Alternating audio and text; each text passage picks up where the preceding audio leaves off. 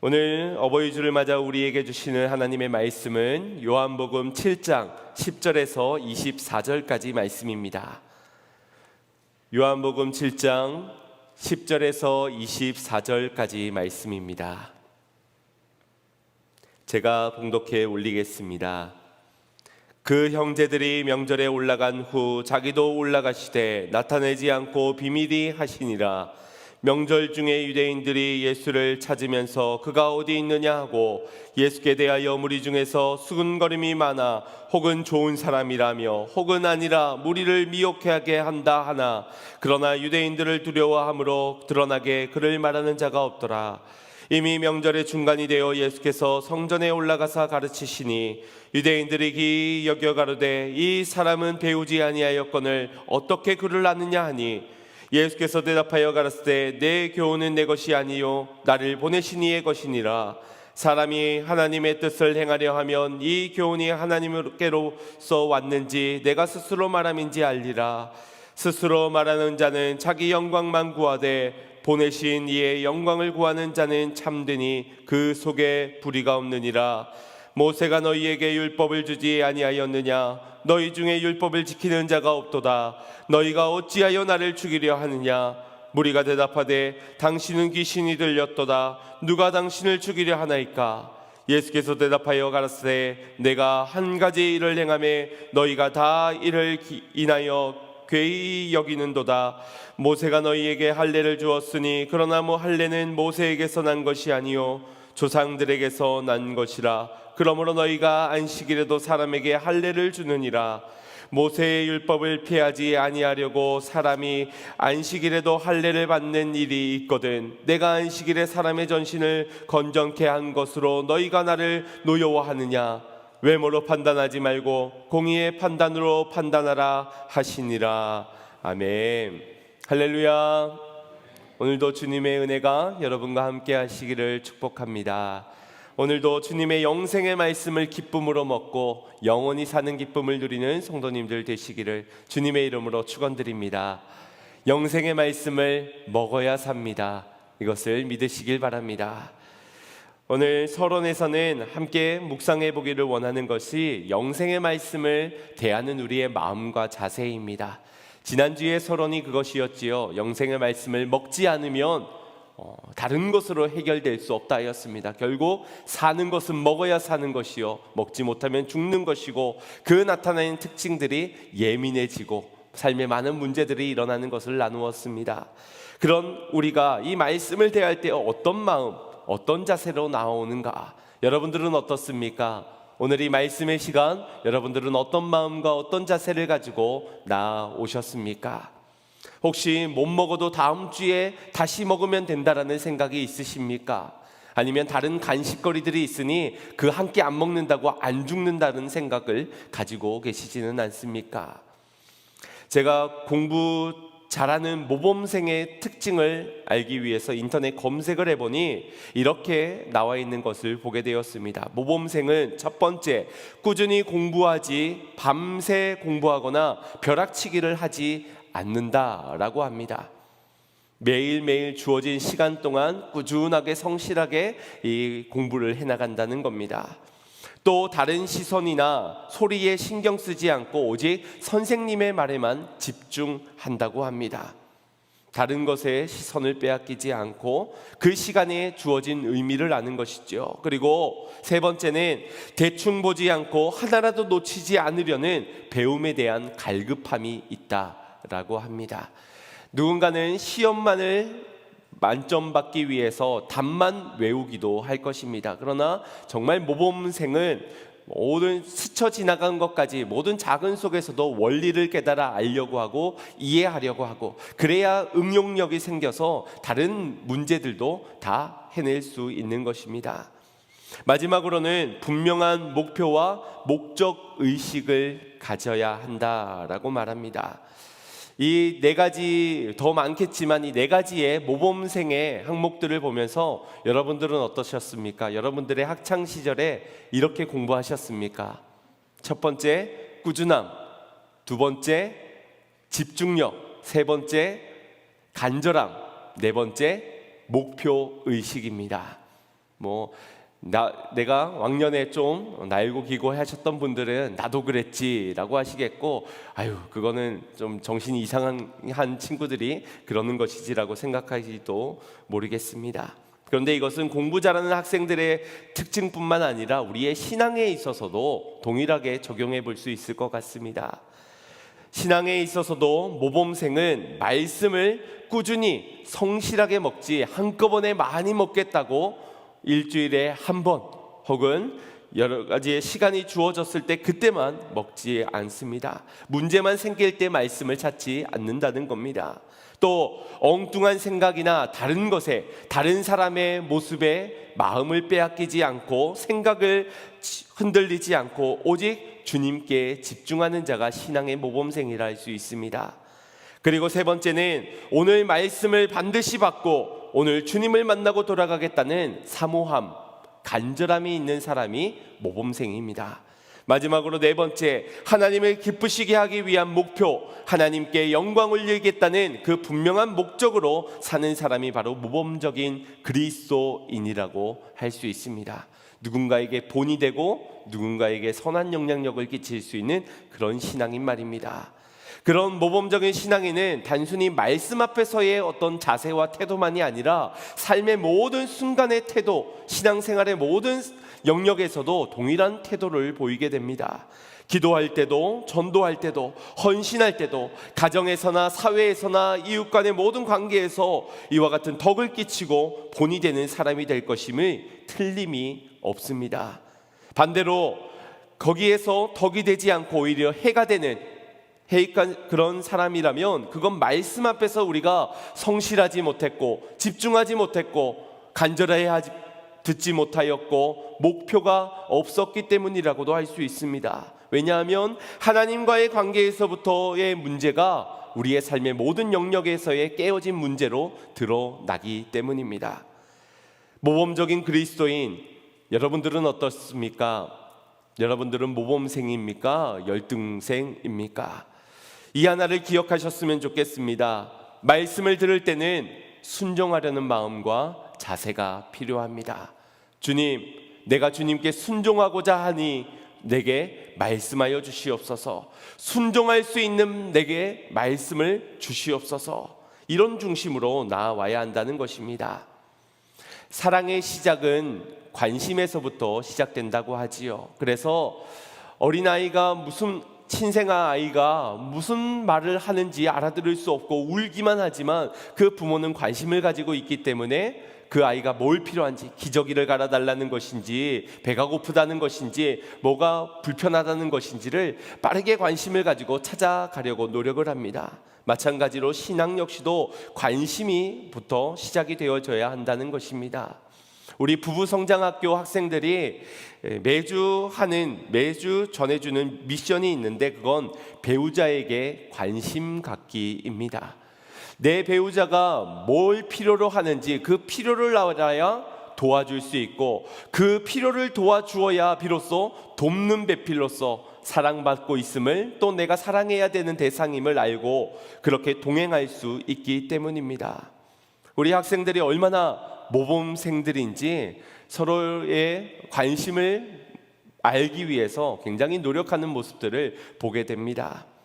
서로를 위해서 기도하는 것부터 시작해서 밤에면 손을 맞잡고 기도를 하기도 하고요.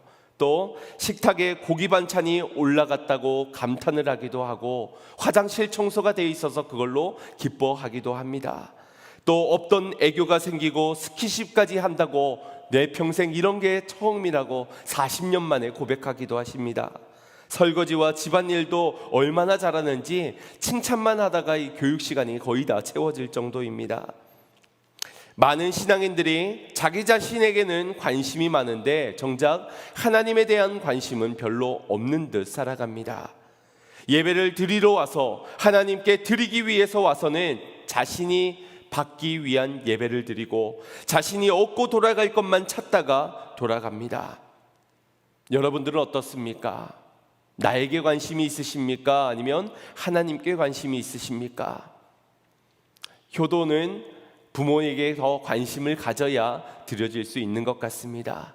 은혜를 기억하고 부모가 무엇을 필요로 하는지를 관심을 가지고 보아야, 그래야 효도가 되는 것이겠지요. 하나님 역시도 마찬가지인 것 같습니다. 우리는 하나님께 관심을 가져야 할 것입니다. 내게 무엇을 원하시는지, 나의 인생에, 나의 지금의 선택에 주님은 무엇을 원하시는지 알아야 순종을 드릴 수 있지 않겠습니까? 그래서 이 시간 하나님의 말씀이 들려오진 순간에는 주님, 내가 순종하고자 하오니 무엇을 원하시는지 하나님의 마음을 내게 알려주십시오. 하나님의 뜻을 내게 보여주십시오. 이러한 마음의 자세가 예배하는 자들에게 필요한 줄 믿습니다. 그래서 사무엘상 15장 22절에 사무엘 선지자가 이렇게 고백을 한 것입니다. 합독해 보도록 하겠습니다. 시작.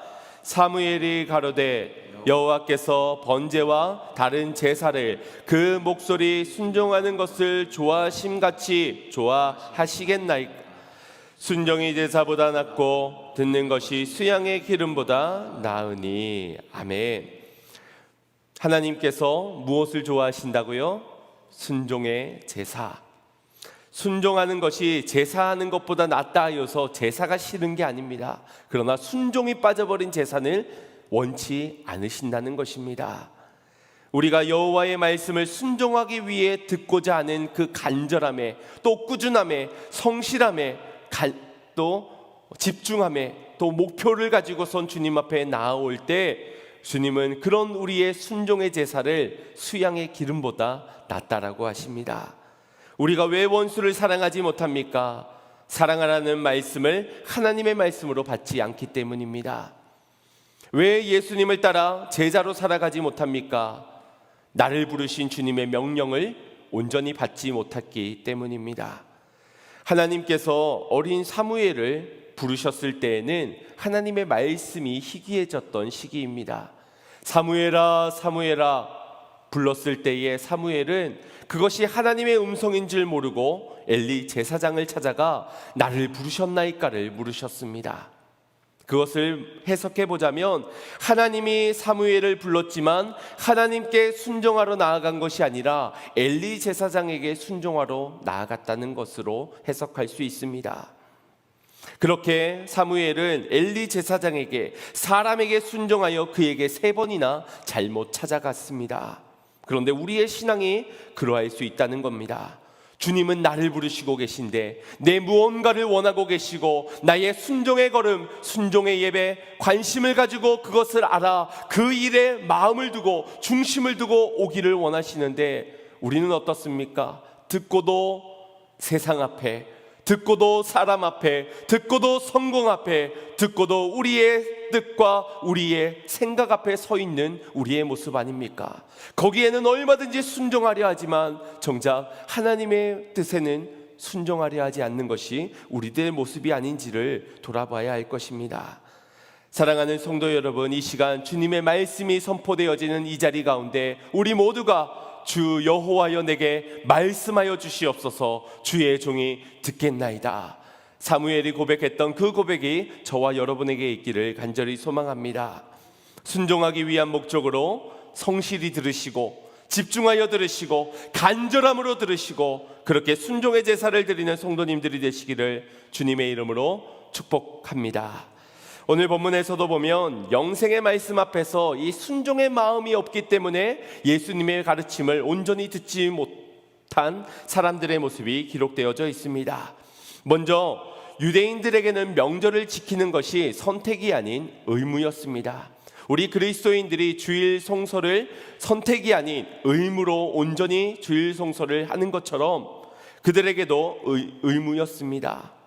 주어진 의무에 순종한 사람들이 이 초막절 명절에 유대 예루살렘까지 먼 거리를 오게 됩니다. 그런데 그들 대부분은 절기의 어떤 의미를 기억하여 하나님의 은혜를 감사하고 하나님께 영광 올려드리기 위한 순종의 목적보다는 세상의 미움을 받지 않기 위하여 형식적으로 마지못해서 습관적으로 올라온 마음이 컸습니다. 즉 그들의 순종은 온전한 순종이 아니었다는 것입니다.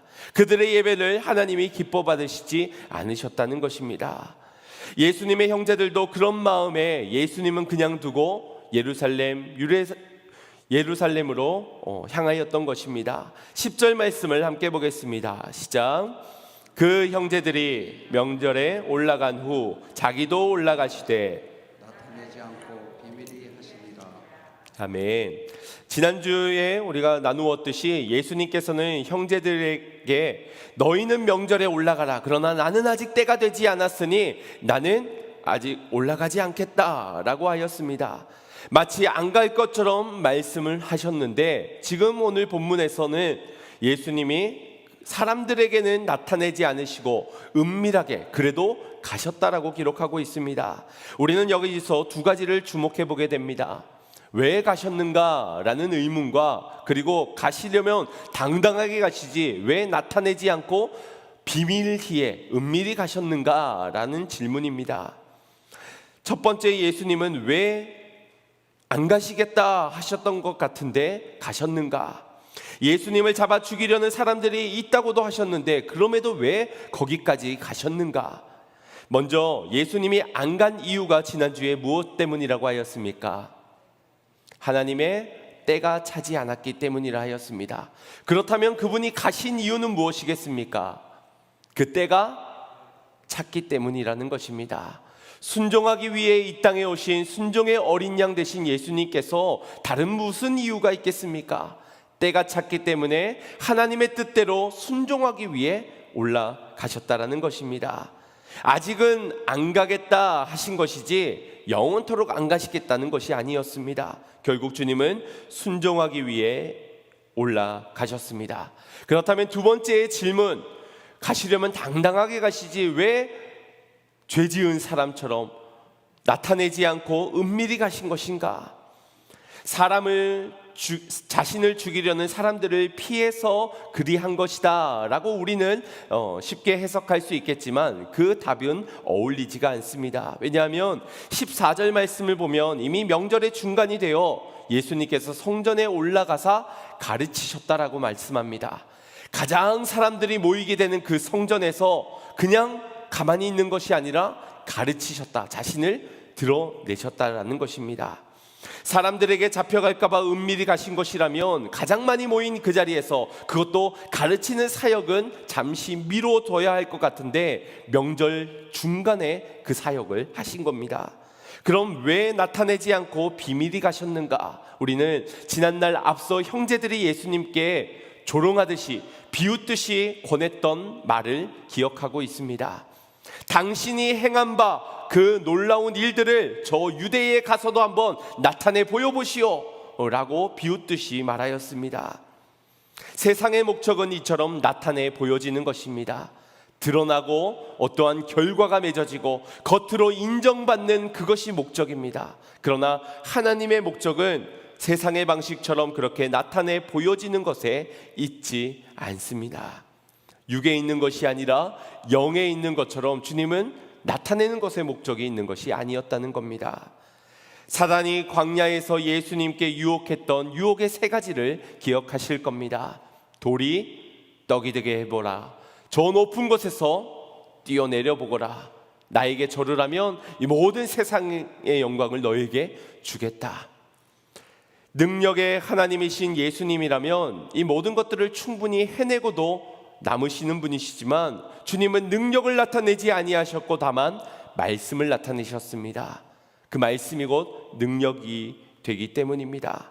오늘의 행보도 마찬가지입니다. 형제들은 나타내 보여보십시오, 드러내 보십시오, 겉으로 인정받도록 해보십시오 라고 웃음거리가 되고 있는 그 상황에서 예수님은 세상의 방식대로 나타내기를 원치 아니하시고 하나님의 방식대로 나타내지 않고 은밀하게 가셔서, 그럼에도 가셔서 하나님의 방식대로 말씀을 나타내 보여주셨다라는 것입니다. 주님이 나타낸 모든 기적들, 그것은 결국 하나님의 말씀을 나타내는 표적이었습니다. 예수님을 따르고자 하는, 하나님을 섬기고자 하는 그 사람들이 이 표적을 통하여서 하나님을 알 수 있도록, 하나님께 나아갈 수 있는 길을 보일 수 있도록 보여주신 안내 표지판이 표적입니다. 그래서 11절 말씀에 유대인들이 지금 예수님을 찾으면서 그가 어디 있느냐, 이것은 단순히 두리번들이며 어디 있지? 라고 하는 것이 아니라 뭔가를 찾아내야 한다는 목적을 가지고 수색을 하고 있는 겁니다. 죽이기 위한 목적을 가지고 그가 어디에 있느냐 그렇게 간절히 찾고 있는 그 속에서 그럼에도 주님은 올라가셨다는 겁니다. 단 하나, 제자들에게 보여주기 위해서, 말씀을 통하여서 우리가 가야 되는, 제자가 가야 되는 그 길을 보여주기 위해서 그 길로 제자들을 세우시고 인도해 주시기 위한 목적을 가지고 나타내지 않고 은밀히는 가시되 가서 보여주시고 들려주시고 선포해 주셨다는 겁니다. 그렇게 말씀이 선포되어지는 성전에는 두 종류의 사람들이 있었습니다. 12절 말씀 보시면 예수께 대하여 무리 중에 수군거리는이 많아 혹은 좋은 사람이라 하며 혹은 아니라 우리를 미혹해 한다 그렇게 말하였습니다. 좋은 사람이다, 메시아다, 내가 그에게 세례를 받았는데 그분은 은혜가 넘치는 분이시다, 하나님의 아들이 맞다 라고 말하는 이들과 아니다, 그는 우리를 미혹해 하는 자다, 거짓말장이다, 유대 지도자들이 말하는 것처럼 저의 말을 들어서는 안 된다, 지난날 원망하고 불평하며 떠나갔던 이들이 수군수군 되고 있는 겁니다. 예수님이 거기에 가신 이유는 그들 중에, 수군거리는 무리들 중에 참 제자로 일어서야 할 자들이 있었기 때문입니다.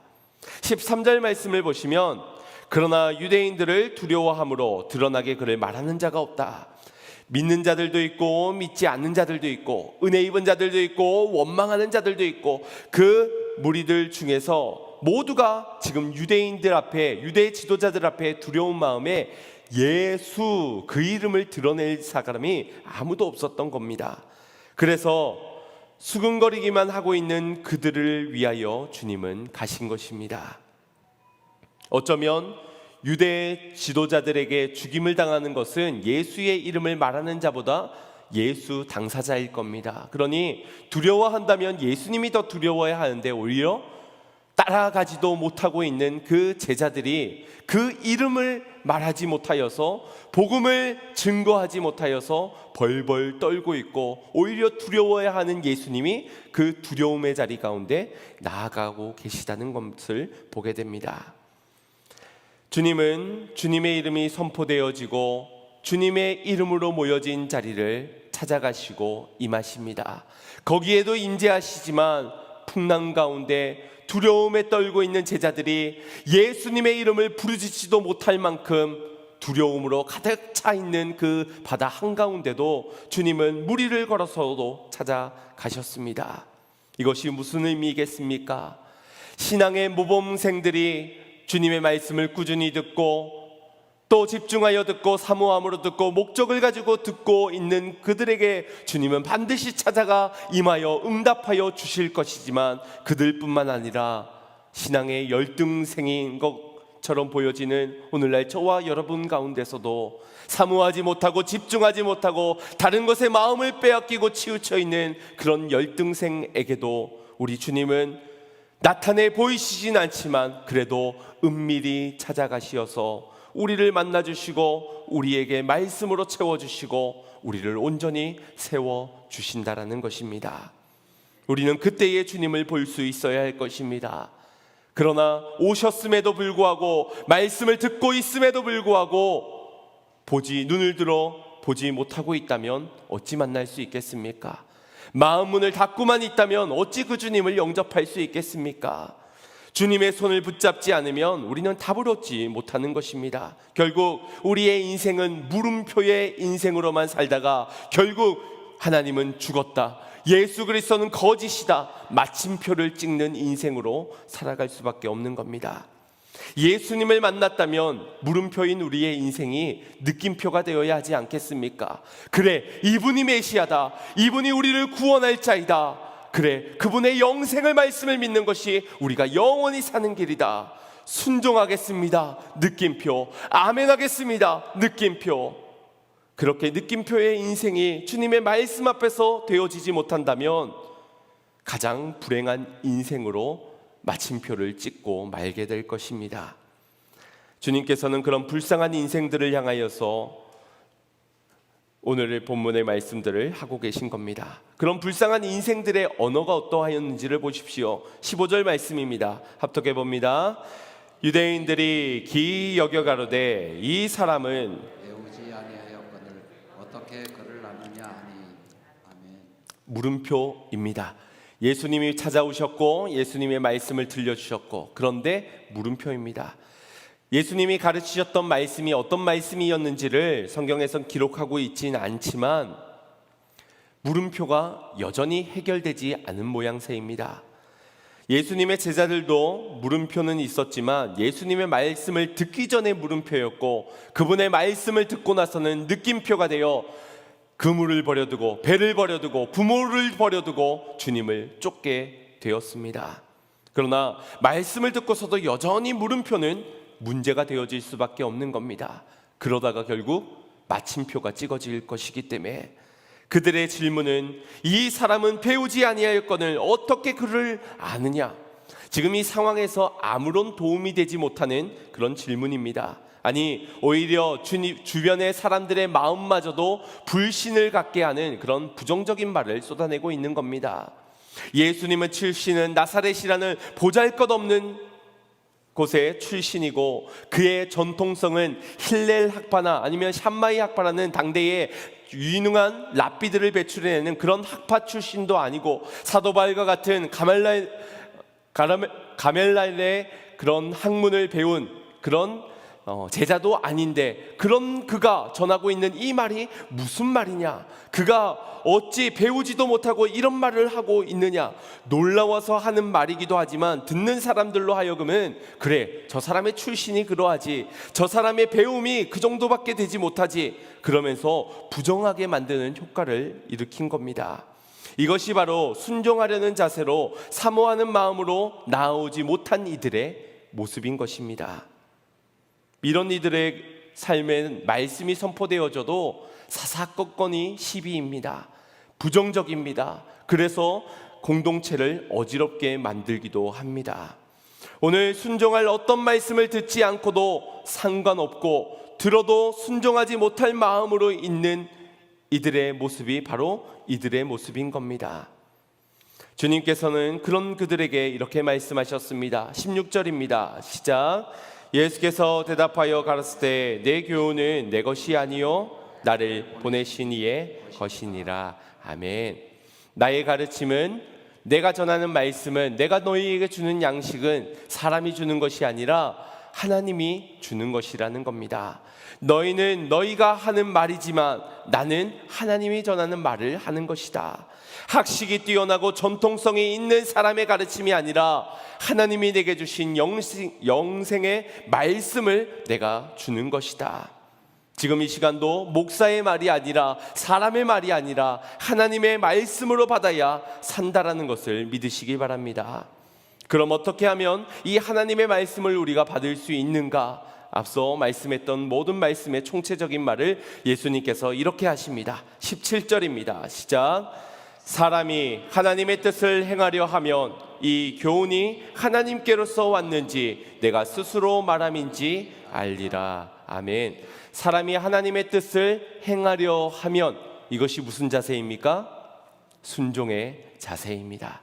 순종하고자 하나님의 말씀 앞에 나오면, 순종하고자 결단하여 주님 앞에 나온 자는 주님의 말씀을 듣게 되고, 비로소 그것이 사람에게 왔는지 아니면 하나님에게서 왔는지, 사람의 말인지 하나님의 말씀인지 깨달아 알게 될 것이라는 겁니다. 똑똑해서 알게 되는 것이 아니고, 많이 들어서 알게 되는 것이 아니고, 오랫동안 교회를 다니고 교회에서 중직을 맡았기 때문에 알게 되는 것이 아니라 순종하는 마음이 있어야 알게 되는 것이다. 알게 되니 순종할 수 있게 되고 열매를 걷게 되는 것이고, 그 순종의 마음이 없는 마음으로 나오기 때문에 사람의 말로 오해하여 실족하는 것이고, 순종할 것도 찾지 못하여 열매 없는 삶을 살아가게 되는 것입니다. 사랑하는 여러분, 꿀송이보다 단 하나님의 말씀을 경험해 보셨습니까? 하나님의 말씀이 여러분에게는 꿀송이보다 단 말씀입니까? 아니면 쓰고 텁텁한, 먹기가 거북한 그런 말씀입니까? 순종하는 자만이 그 열매를 볼 것이요, 그 열매를 맛보아야 그게 꿀송인지 쓴지 그걸 알지 않겠습니까? 그냥 맛보지도 못한 채 침만 삼키다가 돌아가니 쓰기도 한 것 같고 텁텁하기도 한 것 같고 아무런 단말씀은 없는 것처럼 느껴지는 겁니다. 왜 나는 말씀이 달기는커녕 쓰기만 한가? 순종해 보시기 바랍니다. 순종해 보아야 맛볼 수 있고 맛보아야 아는 것이지요. 주님은 우리에게 말씀과 기도에 전혀 힘쓰라 하였습니다. 힘든 일입니다. 그러나 우리로 하여금 힘들라고, 고생하라고, 고행의 길을 걸어가라고 초청하시는 것이 아니라 거기에 생명이 있고 거기에 세상이 줄 수 없는 기쁨과 즐거움과 평안이 있기 때문에 영생으로 인도하시는 주님과 동행하는 행복이 있기 때문에 말씀과 함께하라는 겁니다. 늘 기도하라는 것입니다. 내가 맛보아야 그것이 좋은 줄 알고 좋아야 소문도 내고 소개도 하고 자랑도 하지 않겠습니까? 순종하지 않는 사람이 전도도 안 하는 겁니다. 순종하지 않는 사람이 결국 신앙생활의 말씀의 시간에 사모함도 집중도 성실함도 놓쳐버리게 되는 겁니다. 자녀들에게 신앙생활을 여러분들은 어떻게 설명하고 계십니까? 나중에 죽어서 천국 가려면 신앙생활 해야 돼. 신앙생활 이 땅에서 그래도 고생 직사게 해도 나중에는 그래도 보상받는다. 그러니까 힘겨워도 고생한다 해도 다 나중을 위해서 참고 인내하면서 걸어가라. 혹시 그렇게 설명하고 있지는 않으십니까? 자녀들이 오해할 것입니다. 아유, 차라리 그냥 이 땅에서 즐겁고 즐기다 가지 지옥까지 뭐하러 해가지고 그렇게 천국까지 가려고 하는가? 그렇게 단념하기도 할 것입니다. 우리가 자녀들을 오해하게 하는 것입니다.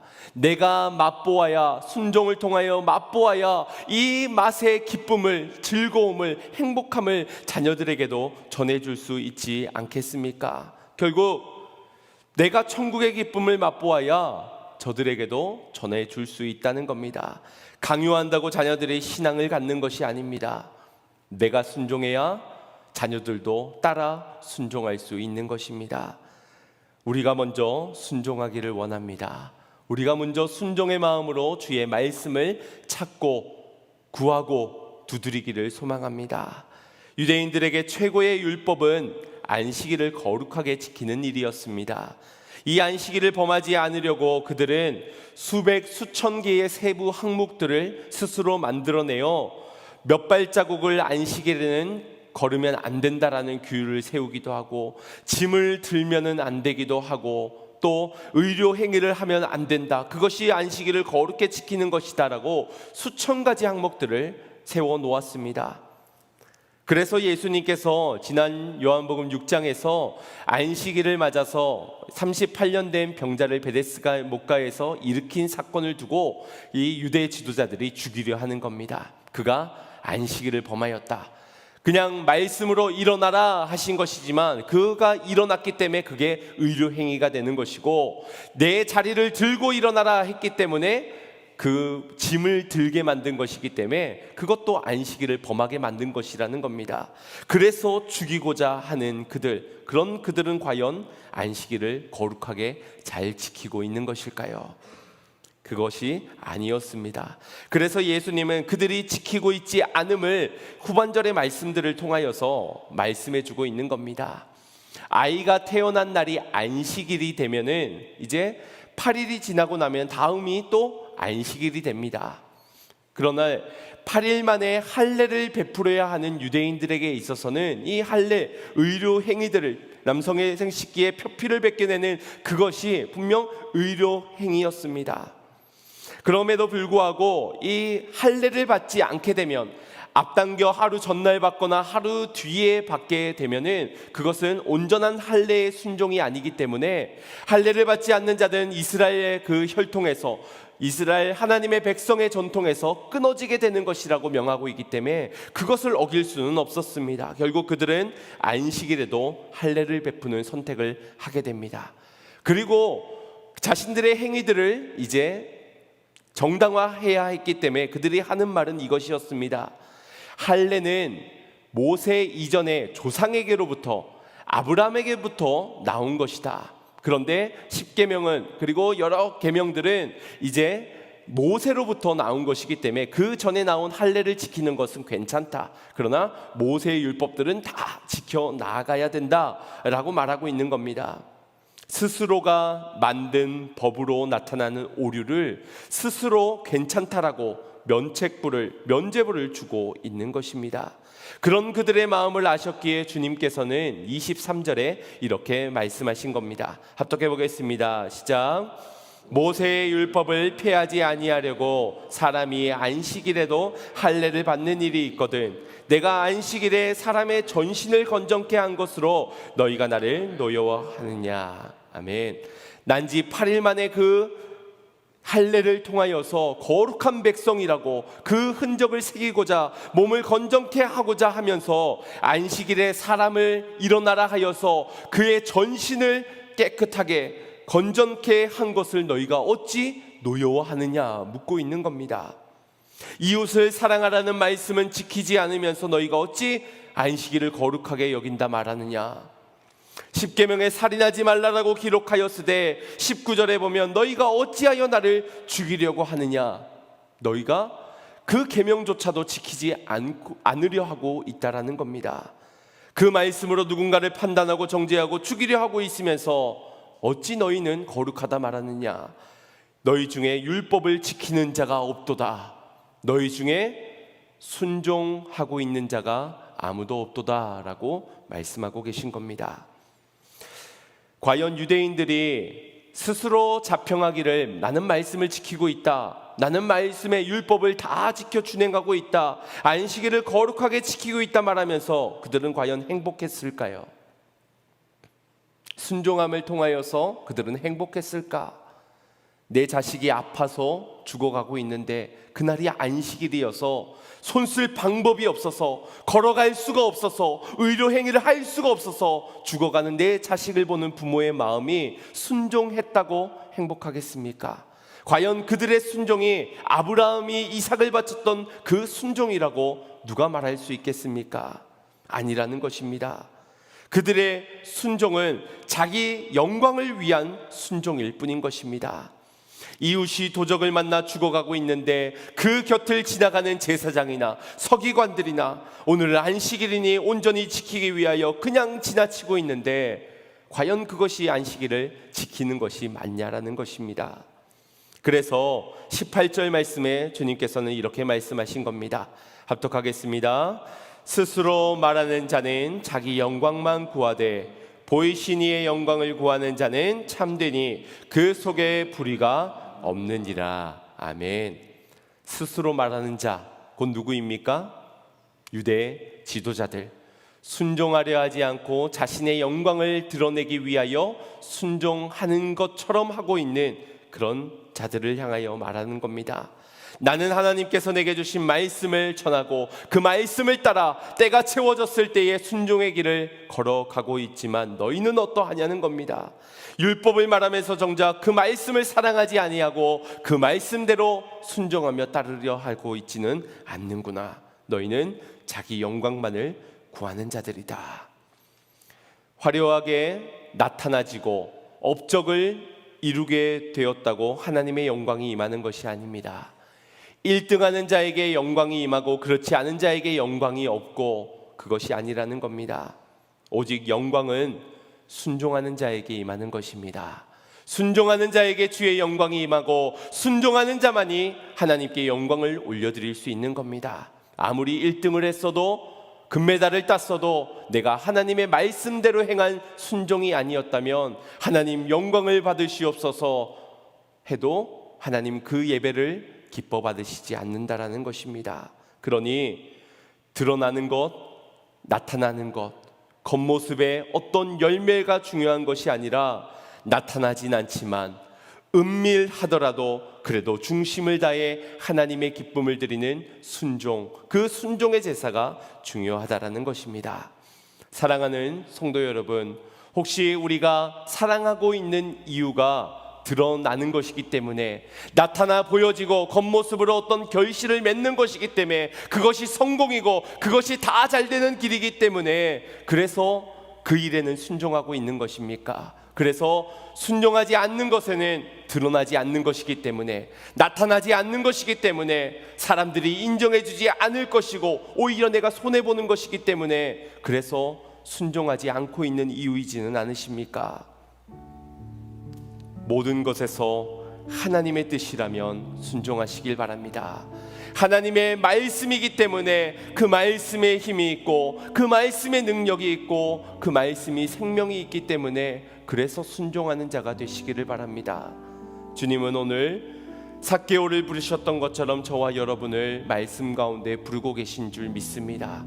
우리가 걸어가야 되는 그 길이 드러나고 나타내어지는 그 외모에 치우쳐진 그 세상이 아니라고 말씀해 주기 위해서, 우리의 방향을 바꿔주기 위해서 지금도 우리의 이름을 부르고 계십니다. 그 음성을 듣고 어찌 우리가 사람 앞에 나아갈 수 있겠습니까? 어찌 세상의 미움을 받지 않는 길을 선택할 수 있겠습니까? 어찌 자기 영광이 있다고 그 길을 믿음으로 나아가려 하십니까? 드러남이 없고 내 손해를 본다 하여도 하나님이 기뻐하시는 순종의 제사를 드리시기를 바랍니다. 문제가 있어도 괜찮습니다. 사람들이 손가락질하고 비웃어도 괜찮습니다. 그것이 하나님이 원하시는 것이라면 그것을 드렸을 때에 우리 하나님은 그 예배를 기뻐 받아주실 것입니다. 내가 했고 내가 할 것이고 내가 이루었다고 스스로 말하는 자가 되어 자기 영광을 구하지 마시고, 주님이 말씀하셨고 그래서 그 말씀을 이루실 것이고 나는 그저 그 주님의 뜻대로 순종하여 하나님께만 영광을 올려드리기를 결단하는 저와 여러분이 되기를 간절히 소망합니다. 순종하기를 기뻐하시길 바랍니다. 순종했기 때문에 기뻐하시기를 바랍니다. 순종하기 위해 말씀 앞에 나오는 자들에게 주님은 들려주실 것이고 그 순종하는 자의 삶에 반드시 열매 맺게 하여 주실 것입니다. 그런 은혜가 저와 여러분 가운데 함께 있기를 주님의 이름으로 축원드립니다. 우리 말씀을 생각하시면서 찬양의 고백 드리고 결단의 기도 드리겠습니다. 순종하며 살겠습니다. 드러나고 나타내지 않아도 순종하며 살겠습니다. 주의 뜻을 내게 보이소서. 주님 내게 말씀하여 주시옵소서. 찬양합니다. 너 어디 가든지, 너 어디 가든지 순종하라.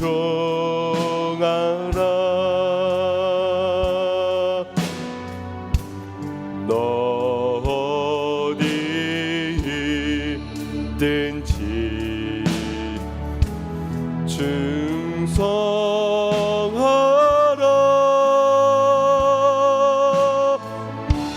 주 너의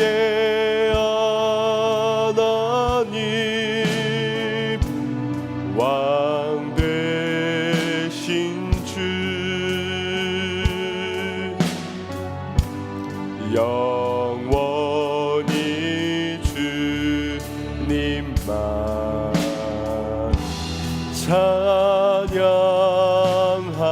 찬양하라. 나 어디 가든지, 나 어디 가든지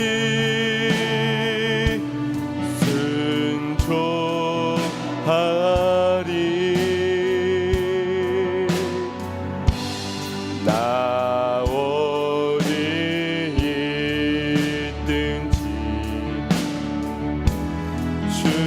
충성하라.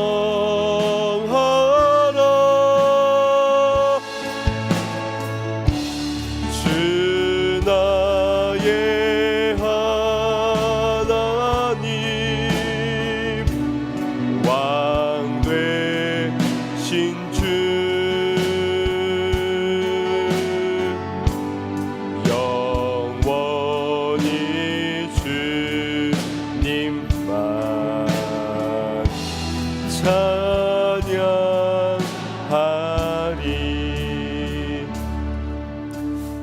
우리의 인생의 물음표는 왜 해결받지 못하는 것입니까? 혹시 주님을 만났고 주님이 말씀해 주셨지만 여전히 우리의 물음표의 인생 가운데 살아가고 있지는 않습니까? 믿음의 눈을 들어 주님을 보십시오. 마음 문을 열고 주의 말씀을 받으십시오. 주님의 말씀의 능력이 나를 살게 함을 믿고 그분의 의로운 손에 붙들려 살아가는 인생, 그 순종의 제사를 드리는 인생을 꿈꾸시길 바랍니다. 그런 자에게 우리의 더 이상의 인생의 물음표는 주의 말씀으로 인하여 느낌표로 확신되게 될 것입니다. 순종을 드릴 때의 기쁨을 누리게 될 것이며, 순종할 때 열매로 하나님을 기쁘시게 하며, 하나님이 기쁘시기에 나도 기쁜 그 삶을 누릴 수 있는 것입니다. 우리 이 시간 나의 마음을 맡고 있는, 내가 겉모습에 드러난 것에 나타난 것에 치우쳐진 나머지 하나님의 말씀을 순종으로 받지 못하는 우리의 완악한 마음을 주님 앞에 회개하며, 주여 말씀하여 주시옵소서. 주의 종이 듣겠나이다. 주여 말씀하여 주시옵소서. 주의 종이 듣고 순종하겠나이다. 우리 주님 앞에 순종의 제사를 결단하며 사모하는 마음으로 주의 한문을 듣고 주의 음성에 귀 기울이겠습니다. 주여